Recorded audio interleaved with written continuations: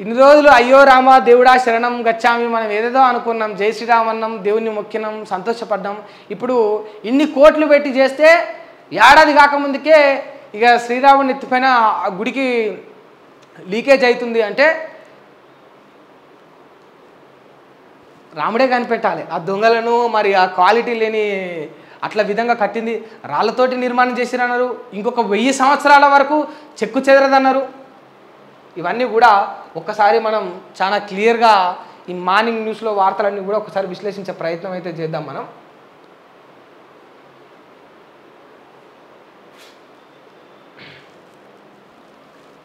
ఇంకేమైనా ఉంటే దీని తర్వాత అవి కూడా చర్చిద్దాం. ఈ పార్టీలో ఫిరాయింపులు బీఆర్ఎస్ టు కాంగ్రెస్, బీఆర్ఎస్ టు కాంగ్రెస్.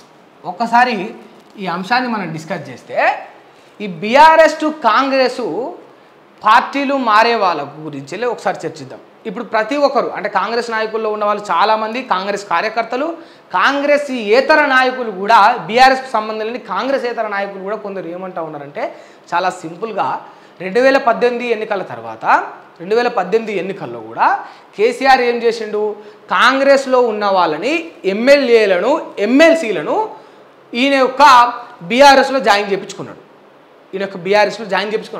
స్వాగతించిండు, వాస్తవానికి స్వాగతించిండు. వాళ్ళు కూడా వచ్చిండ్రు. ఈవెన్ అప్పుడు ప్రచారమైన వార్త ఏంటంటే ఒక్కో ఎమ్మెల్యేలకు కేసీఆర్ కోటాను కోట్ల డబ్బులు ఇచ్చిండు. డబ్బులు ఇచ్చి నెక్స్ట్ టర్మ్లో వాళ్ళకే టికెట్ ఇస్తా అని చెప్పేసి చెప్పడం కూడా జరిగింది. అందులో ఇప్పుడు సింపుల్గా చెప్తే మీకు ఎల్బీ నగర్ తీసుకుందాం.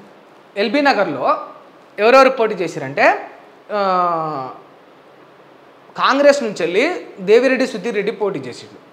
ఎల్బీ నగర్లో కాంగ్రెస్ నుంచి వెళ్ళి దేవిరెడ్డి సుధీర్ రెడ్డి పోటీ చేసిండు. ఆ తర్వాత దేవిరెడ్డి సుధీర్ రెడ్డిని కాంగ్రెస్లో బీఆర్ఎస్లో చేర్పించుకొని మళ్ళీ టికెట్ దేవిరెడ్డి సుధీర్ రెడ్డికే ఇచ్చిండు. చేవెళ్ళలో చూసుకుంటే మొదట బీఆర్ఎస్ టికెట్ ఎవరికి ఇచ్చిందంటే తీగల కృష్ణారెడ్డికి ఇచ్చింది. ఆయన టీడీపీలోని సీనియర్ నాయకులు. ఆ తర్వాత ఆయన మేయర్ కూడా ఆయనకు తీగల కృష్ణారెడ్డికి మీసాలు మెలేసి పులిలెక్కుంటాడు, ఒకసారి మీరు చూడొచ్చు ఆ ఫోటో. తీగల కృష్ణారెడ్డికి ఇచ్చింది. ఆ తీగల కృష్ణారెడ్డి బీఆర్ఎస్ తరఫున ఓడిపోయిండు. సబితా ఇంద్రారెడ్డికి గెలిచింది. సబితా ఇంద్రారెడ్డి గెలిచిన తర్వాత సబితా ఇంద్రారెడ్డిని కాంగ్రెస్ నుంచి వెళ్ళి బీఆర్ఎస్లో చేర్పించుకొని తీగల కృష్ణారెడ్డిని సైడ్ చేసి సింపుల్గా కాంగ్రెస్ నుంచి వెళ్ళి వచ్చిన ఈ యొక్క సబితా ఇంద్రారెడ్డికి మళ్ళీ బీఆర్ఎస్లో టికెట్ ఇచ్చాడు. ఇదొకటి. అంటే నేను కేవలం మీకు మెయిన్ లీడర్లోనే ఎగ్జాంపుల్గా చెప్తామని మీకు అర్థం అవ్వాలని. మళ్ళీ చూసుకుంటే నకరేకల్లో చూడవచ్చు. తెలంగాణ ఉద్యమంలో తెలంగాణ మలిదశ ఉద్యమంలో కేసీఆర్ వెన్నంటే ఉండి అన్నల నుండి వచ్చి ఆ యొక్క లెఫ్టిస్ట్ భావాలు, ఆ యొక్క ప్రజలకు మంచి చేయాలని ఒక కసి విప్లవ భావాలు ఉన్న వ్యక్తి ఎవరంటే వేముల వీరేశం గారు. ముమ్మాటికి వేముల వీరేశం గారు తెలంగాణ ఉద్యమంలో పాల్గొన్న వ్యక్తి, పాటుపడ్డ వ్యక్తి, కొట్లాడిన వ్యక్తి. ఆ వేముల వీరేశము ఏం చేసిండు, ఫస్ట్ 2014లో టికెట్ ఇచ్చినప్పుడు గెలిచిండు. తర్వాత 2018లో ఓడిపోయాడు. ఓడిపోగానే ఏం చేసిండు, కాంగ్రెస్ నుంచి వెళ్ళి ఉన్న ఎమ్మెల్యే ఎవరు, చిరుమూర్తి లింగయ్యను బీఆర్ఎస్లకు లాగిన తర్వాత ఏం చేశారు, సింపుల్గా చిరుమూర్తి లింగయ్యకే మళ్ళీ కాంగ్రెస్ నుంచి వచ్చిన వ్యక్తికి టికెట్ ఇచ్చిండు. సో నాటి నుంచి కొట్లాడుతున్న వేముల వీరేశంని కేసీఆర్ సైడ్ చేసిండు ఇన్ ద సెన్స్ టికెట్ ఇవ్వనప్పుడు వేముల వీరేశం అలిగి మళ్ళీ కాంగ్రెస్లకి ఈయన పోయిండు. ఈయన బీఆర్ఎస్లోకి వచ్చినందుకు ఇటు నుంచి ఆయన కాంగ్రెస్లో పోయిండు. మళ్ళీ ఇప్పుడు మొన్న జరిగిన అసెంబ్లీ ఎన్నికల్లో వేముల వీరేశానికి కాంగ్రెస్ పార్టీ నుంచి టికెట్ వచ్చింది. వేముల వీరేశం గెలిచిండు. ఇది వేరే అంశం. ఇట్లా ఒక ఎల్బీ నగర్ విషయమే కాదు, ఒక చేవల్లనే కాదు, లేకపోతే ఒక నకరికలే కాదు, తెలంగాణ రాష్ట్రంలో నాడు చాలా చోట్ల జరిగింది. కేసీఆర్ ఏం చేసిందంటే కాంగ్రెస్లో గెలిచిన వ్యక్తులను బీఆర్ఎస్లోకి స్వీకరించి వాళ్లకు టికెట్లు ఇచ్చి మళ్ళీ వాళ్ళని గెలిపించుకునే ప్రయత్నమే చేసిండు. ఆల్రెడీ అక్కడ ఎమ్మెల్యేలుగా ఉన్న వాళ్ళను ఏదో బుజ్జగించి చిన్నపిల్లలు కాయ నడిస్తే జోలో పడతారు చూసిన అట్లా వాళ్ళకి ఏడవకుండా ఉండాలంటే ఏం చేయాలి, ఒకటి బొమ్మనో లేకపోతే ఏదో గజ్జల సప్పుడు వచ్చేదో ఏదో ఒకటి ఇవ్వాలి. అట్లా వీళ్ళకి ఏం చేసిండు, ఆల్రెడీ అక్కడ ఉన్న ఎమ్మెల్యేలకు టికెట్ ఇవ్వని ఎమ్మెల్యేలకు ఏం చేసినట్టు ఊకోవాలి, లేడువద్దు ఇలా అలగొద్దని వాళ్ళకి చైర్మన్ పదవి, వాళ్ళకి చేపల చైర్మను, వాళ్ళకి గొర్రెల చైర్మను, వాళ్ళు లేకపోతే ఏదైనా కులానికి ఉంటే ఆ కులానికో చైర్మను, ఇట్లా జిహెచ్ఎంసీలు ఏదో ఒక వర్గానికి ఏదో ఒక దానికి చైర్మన్ ఇట్లా ఇచ్చి అట్లా మొదలుపెట్టి బుజ్జగించిండు. వాస్తవానికి నాడు కాంగ్రెస్ నుంచి బీఆర్ఎస్లోకి తీసుకోవడం తప్ప ఒప్ప పక్కన పెడితే నీ బీఆర్ఎస్ పార్టీని నమ్ముకొని బీఆర్ఎస్ పార్టీలో కష్టపడ్డ వ్యక్తులకు నువ్వు టికెట్ ఇవ్వలే. ఆ పార్టీ నుంచి ఈ పార్టీలోకి వచ్చిన వాళ్ళకే ఇచ్చినావు టికెట్ తప్ప వీళ్ళకి నువ్వు టికెట్ ఇవ్వలే. గెలుస్తారా ఓడిపోతారా అనే విషయం పక్కన పెడితే నువ్వు టికెట్ ఇవ్వలే. వాళ్ళకు చైర్మన్ పదవులతో జోలపాడడం కూడా కేసీఆర్ చేసిన బిగ్గెస్ట్ మిస్టేకు. ఇప్పుడు ఇది బీఆర్ఎస్ టు కాంగ్రెస్ జరుగుతుంది ఎప్పుడు? 2024లో జరుగుతుంది. అసలు కాంగ్రెస్ టు బీఆర్ఎస్ జరిగింది ఎప్పుడు? అప్పుడు టీఆర్ఎస్ ఉండే కదా.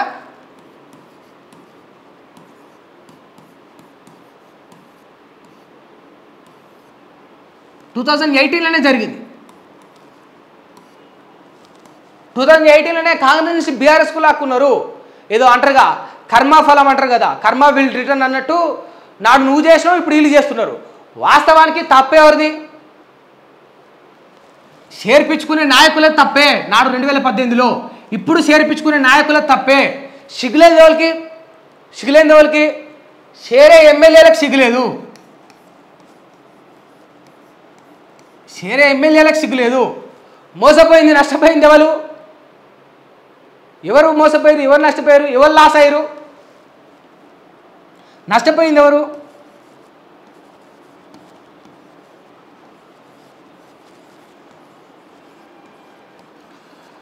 ప్రజలు.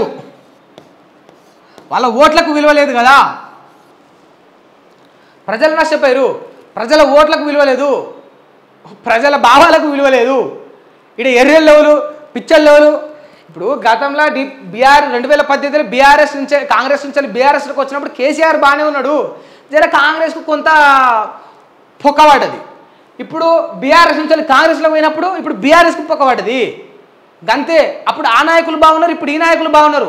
పార్టీలు ఫిరాయింపులు జరిపిన ఈ ఎమ్మెల్యేలు కూడా మంచిగా ఉన్నారు. ఎమ్మెల్యే జీతం ఏమైనా మారిందా? ఎమ్మెల్యేకి అదర్ బట్టలు ఏమైనా మారినా? ఎమ్మెల్యే కార్లు ఏమన్నా మారినా? ఎమ్మెల్యే లగ్జరీ లైఫ్ ఏమైనా తగ్గిందా? ఎమ్మెల్యే ఉంటున్న అద్భుతమైన బంగ్లా ఏమైనా కూలిపోయిందా? ఇంకా లాభమే జరుగుతూ ఉన్నది ఎమ్మెల్యేలకు. ఎట్లా అంటే అధికార పార్టీలో ఉన్నారు, ఇప్పుడు ప్రతిపక్షంలో లేరు. ఇప్పుడు ఇప్పుడు సంజయ్ కావచ్చు, జగిత్యాల సంజయ్ కావచ్చు, బాన్సువాడ పోచారం కావచ్చు, లేకపోతే ఖైరతాబాదు దానం కావచ్చు, స్టేషన్ గన్పూర్ శ్రీహరి కావచ్చు, శ్రీహరి బిడ్డ కావచ్చు, ఇంకా రేపు ఎవడన్నా పోతే వాళ్ళు కూడా. కానీ ఎవరైనా కూడా వాళ్ళకేం నష్టం కాలే. వాళ్ళు ఇప్పుడు అధికార పార్టీలో పోయిరు. రేపు ఏదైనా పనులు చేసుకోనికి, దందాలు చేసుకోనికి, ఆర్డర్లు వేయడానికి, రుబాబు చేయడానికి ఇంకా వాళ్ళకి బాగానే ఉంటుంది లైఫ్. వాళ్ళకేం నష్టం జరగదు. నష్టపోయేది ఎవడు? కేసీఆర్ ముఖం చూసి ఓటేసినందుకు ఇప్పుడు 2024లో ఈ ఎమ్మెల్యేని గెలిపించుకున్నందుకు ప్రజలు నష్టపోయారు. 2018లో కాంగ్రెస్ను నమ్మి ఓట్లు వేసినప్పుడు కాంగ్రెస్ నుంచి బీఆర్ఎస్కు ఆ ఎమ్మెల్యేలు పోయినప్పుడు అక్కడ ప్రజలు నష్టపోయారు. ఎండ్ ఆఫ్ ది డే బొక్క ఏమనికి పడుతుంది అంటే పార్టీలకు కాదు, నాయకులకు కాదు, పెద్ద బొక్క మనకు పడుతుంది. ఈ ప్రజలు గమనించాలి. ఏమంటా ఉన్నామంటే ఇప్పుడు డిఫమేషన్ చట్టం అనేది ఉన్నది, డిఫమేషన్ యాక్ట్ ఉన్నది.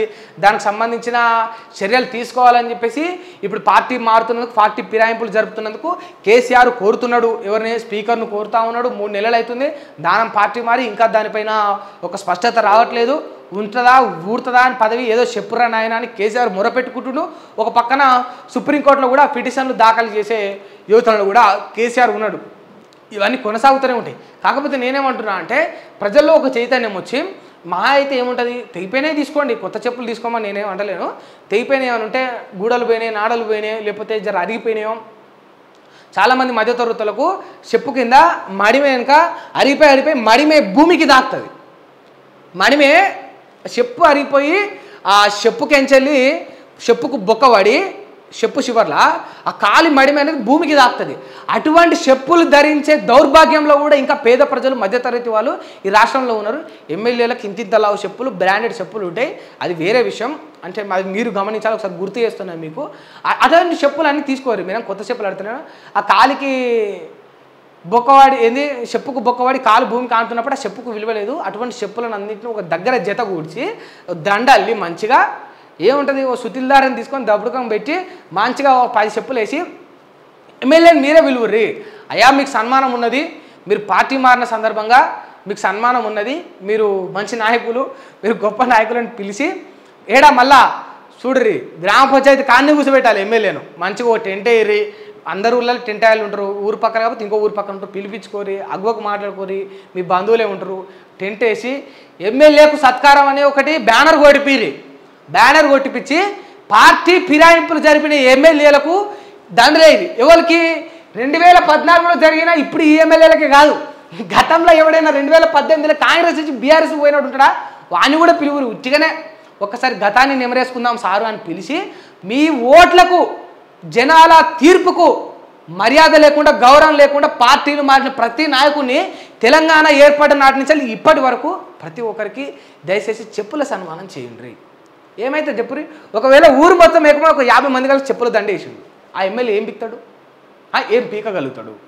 సరే మీ ఊరుకు నిధులు రావు, మీ ఊర్లో మురికి కాలువలు పోవు, మీ ఊర్లో రోడ్లు పడవు, పోనీ ఒక నియోజకవర్గంలో ఒక 500 గ్రామాలు ఉన్నాయనుకున్నాం, సగటుగా ఉట్టిన ఒక చిన్న క్యాలిక్యులేషన్, 500 గ్రామాల్లోని ప్రతి ఒక్కరు ఇదే పని చేయండి. పార్టీలకు అతీతంగా బీఆర్ఎస్, బీజేపీ, కాంగ్రెస్, ఇండిపెండెంట్, సిపిఎం ఏ పార్టీలు లేకుండా, బీఎస్పీ అని లేకుండా ప్రతి ఒక్కరు కలిసి అట్లా చెప్పుల దండ వేయరు. ఏం చేస్తారు? నియోజకవర్గానికి మొత్తం నిధులు ఆపుతాడా? ఆడికి రాజకీయ సన్యాసం తీసుకున్నట్టు, రాజకీయాల నుంచి వాడు రాజీనామా చేసినట్టే, వాడికి వాడు సూసైడ్ చేసుకున్నట్టే నియోజకవర్గాన్ని నిధులు ఆపితే. ప్రజలు ఇక అప్పుడు చెప్పుల దండ కాదు, చెప్పులు తీసుకొని కొడతారు ముఖం మీద. అటువంటి రోజు జనాలలో చైతన్యం వచ్చినప్పుడు, జనాలు ఏకమైనప్పుడు, జనాలకు చిత్తశుద్ధి మొదలైనప్పుడు ఈ రాజకీయ నాయకులతోటి, పార్టీలతోటి, పార్టీ ఫిరాయింపులతోటి, మళ్ళీ పోతే ఈ డిఫమేషన్ యాక్ట్ తోటి, చట్టాలతోటి కూడా మనకెంత అవసరం కూడా ఉండదు. అరే అన్న, నువ్వు నేను ఒకటైతే, నీ ఊరు నా ఊరు ఒకటైతే, మొత్తం నియోజకవర్గం ఏకమైతే ఈడేం బిక్తాడు? ఈ యొక్క ఎమ్మెల్యే ఏం చేయగలుగుతాడు? ఒక ఎమ్మెల్యే యొక్క క్యాపబిలిటీ ఏంటి? ఒక ఎమ్మెల్యే రిచ్ కార్లో తిరుగుతాడు, ఒక ఎమ్మెల్యే రిచ్ బంగ్లా ఉంటాడు, ఒక ఎమ్మెల్యేకు ఎమ్మెల్యే పదవి అనేది ఉన్నది, ఎవడికో ఒక పుల్లయకో మలయకో. నియోజకవర్గం మొత్తం వాడికి అగేనిస్ట్ అయినప్పుడు ఏం చేయగలుగుతాడు? ఎంతమంది మీద కేసులు పెట్టగలుగుతాడు? ఎంతమందిని చంపగలుగుతాడు? ఎంతమందిని తిట్టగలుగుతాడు? ఎంతమందిని కొట్టగలుగుతాడు? దయచేసి ఇకనైనా, ఇప్పుడైనా, ఈ క్షణంలోనైనా జనాలలో ఈ చైతన్యం అనేది రావాలి. పార్టీలు మారేటోడు ఎవడైనా సరే, వాడు నీ నాయకుడైనా, నా నాయకుడైనా, ఏ పార్టీ వారైనా సరే, జనాలు మొత్తం నియోజకవర్గాలు మొత్తం ప్రతి పార్టీ వారు అందరూ పార్టీలకు అతీతంగా ఏకమై ఆ ఎమ్మెల్యేలకు తగిన బుద్ధి చెప్పినప్పుడే పార్టీ ఫిరాయింపులు జరగవు. సింపుల్గా ఇక్కడ జనాలకు విలువ లేనట్టే, నువ్వు వేసిన ఓటుకు విలువ లేనట్టే. ఇక్కడ మనం ఏం చెప్పుకుంటాం? అన్నిటికంటే అమూల్యమైంది, అన్నిటికంటే గొప్పది ఏంటంటే అది మన ఓటు హక్కు అంటాం.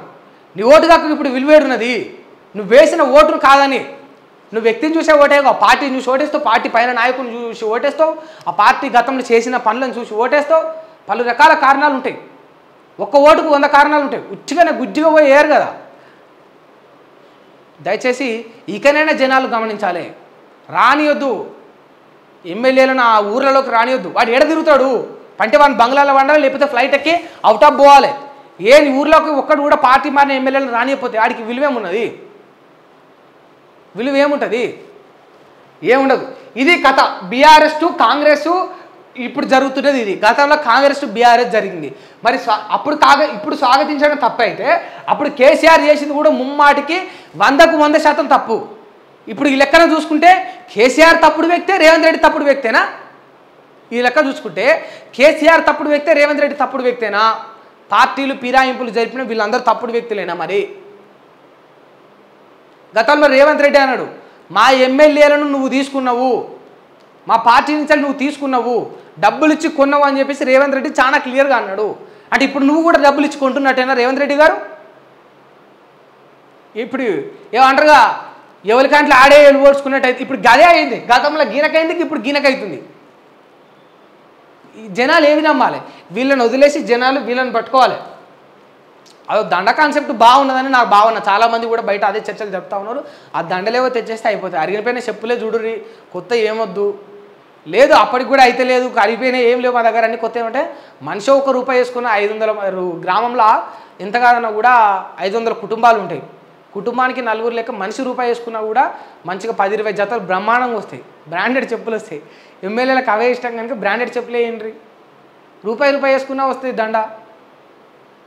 దండగా రో చెప్పుల దండ ఎమ్మెల్యే మెడలా చేద్దామని పాట పాడుకొని రాసుకొని ఏరి.